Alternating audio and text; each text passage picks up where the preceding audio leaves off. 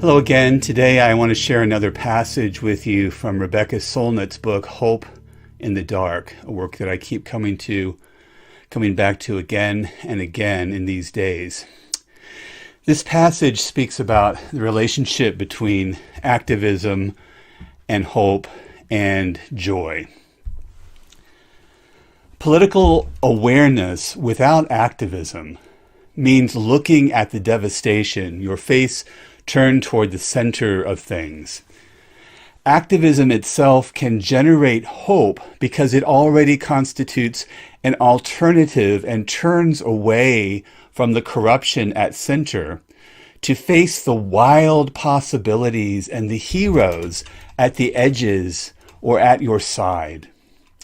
These ideas of hope are deeply disturbing to a certain kind of presumptive progressive, one who is securely established in one way or another.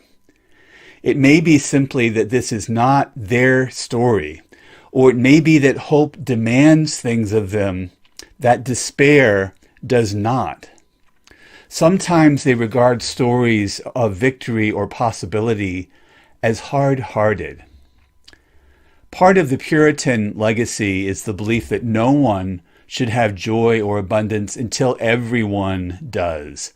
A belief that's austere at one end in the deprivation it endorses, and fantastical in the other since it awaits a universal utopia. Joy sneaks in anyway. Abundance cascades forth uninvited.